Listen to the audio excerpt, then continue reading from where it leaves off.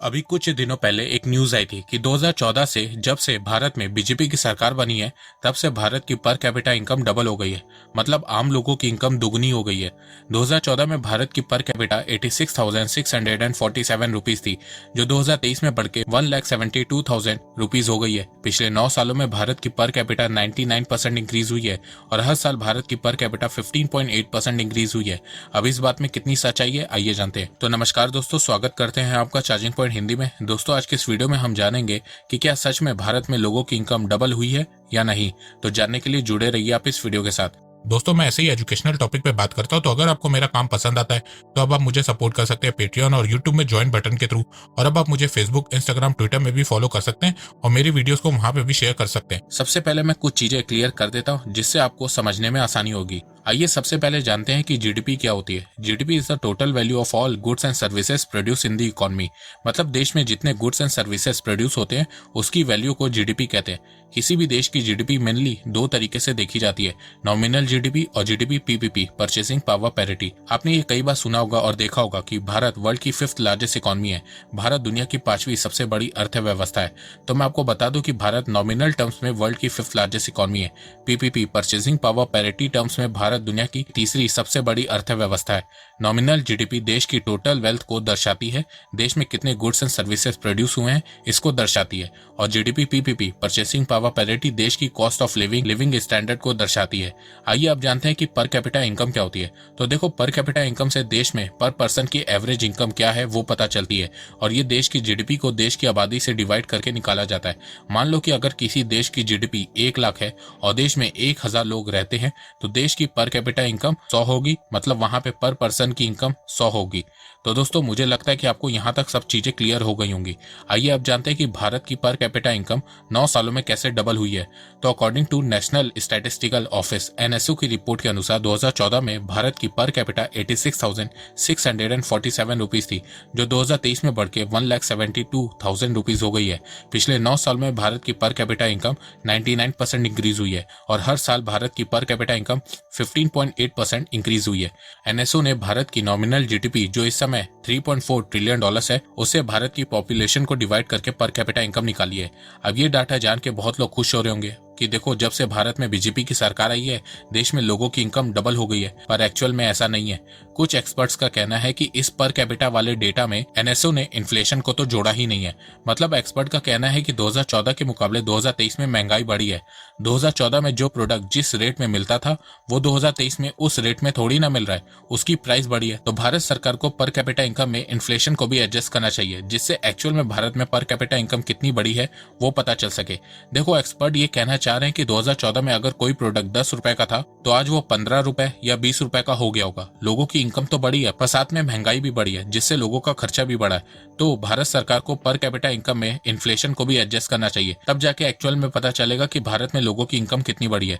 तो एक्सपर्ट ने भारत की रियल पर कैपिटा इनकम को जानने के लिए भारत की रियल जीडीपी कैलकुलेट की। अब आप जानना चाहोगे कि ये रियल जीडीपी क्या होती है। तो देखो, नॉमिनल जीडीपी में अगर आप इन्फ्लेशन को एडजस्ट करोगे तो रियल जीडीपी मिलती है, और इस समय भारत की रियल जीडीपी $2.7 ट्रिलियन है।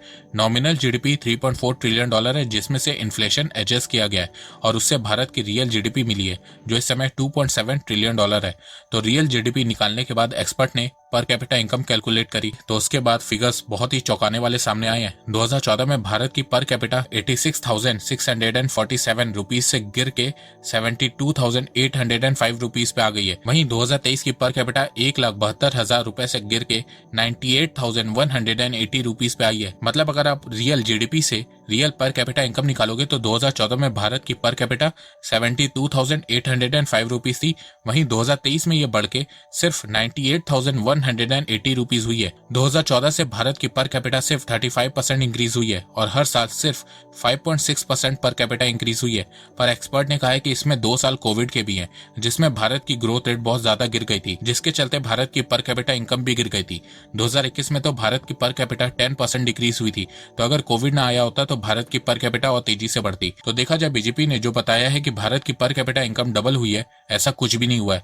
एक्चुअल में बीजेपी ने पर कैपिटा इनकम में महंगाई, इन्फ्लेशन को एडजस्ट ही नहीं किया, जिसके चलते भारत की पर कैपिटा इनकम ज्यादा दिख रही है। वैसे जब बीजेपी ने पर कैपिटा इनकम वाले डेटा को पब्लिश किया था तो कांग्रेस ने इसका मजाक बना दिया। कांग्रेस ने कहा कि अगर ऐसे ही फर्जीवाड़ा करना है तो उसमें कांग्रेस बीजेपी से बहुत आगे है। कांग्रेस ने कहा कि 2014 में जब वो सत्ता में आए थे तब भारत की पर कैपिटा 24,143 रुपए थी, जो 2014 में बढ़ के 86,647 रुपए हो गई थी।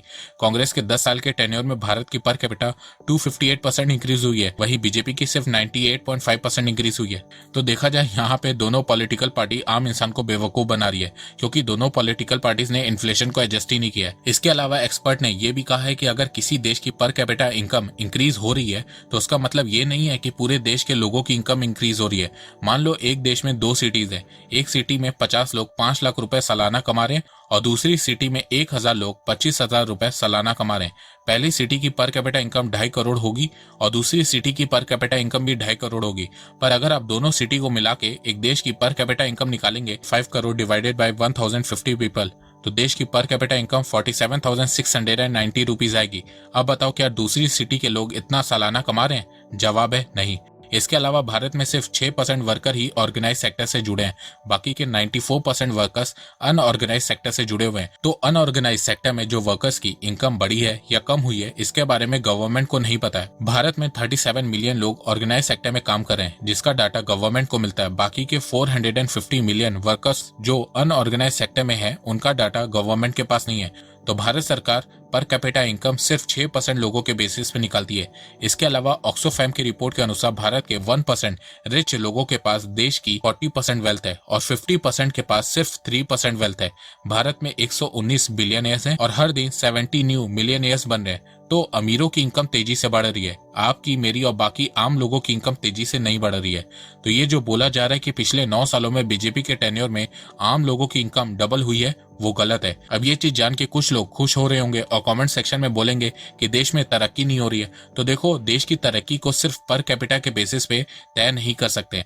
पर कैपिटा में तो आज श्रीलंका भारत से बहुत आगे है, पर आज श्रीलंका बर्बाद हो चुका है और भारत वर्ल्ड की फास्टेस्ट ग्रोइंग इकोनॉमी है। वैसे आप में से कुछ लोग सोच रहे होंगे कि आज मैं बीजेपी की बुराई क्यों कर रहा हूँ, कांग्रेस या आम आदमी पार्टी की तरफ से पैसे आए होंगे। तो देखो, ऐसा नहीं है। जो सच है मैंने हमेशा से वही बताया है। अब जाके 1 साल पहले की मेरी वीडियो देखो, जब बांग्लादेश भारत से पर कैपिटा इनकम में आगे हुआ था, तब मैंने क्या बोला था। इसके अलावा आज सब अडानी पे वीडियो बना रहे हैं। मैंने 6 महीने पहले ही अडानी पे 2 वीडियो बनाया था। तो मेरा काम आपको सिर्फ सच बताना है, ताकि आपको समझ में आ सके कि देश में चल क्या रहा है। तो दोस्तों, मुझे लगता है कि अब आपको सब समझ में आ गया होगा। तो अगर आपको ये वीडियो पसंद आए तो आप इस वीडियो को लाइक कीजिए और अब आप मुझे सपोर्ट भी कर सकते हैं पेट्रियन और यूट्यूब में ज्वाइन बटन के थ्रू। एक बात मैं कहना चाहता हूँ, आप जितनी मेरी वीडियोस को शेयर करेंगे उतनी ही रीच मेरी बढ़ेगी और उतने ही लोग मेरे से जुड़ेंगे। तो वीडियो को शेयर करना, चैनल को सब्सक्राइब करना बिल्कुल भी मत भूलिएगा। मैं ऐसे ही एजुकेशनल वीडियोस लाता रहूंगा आप लोगों के लिए। तो अभी तक के लिए बस इतना ही। धन्यवाद। जय हिंद, जय भारत।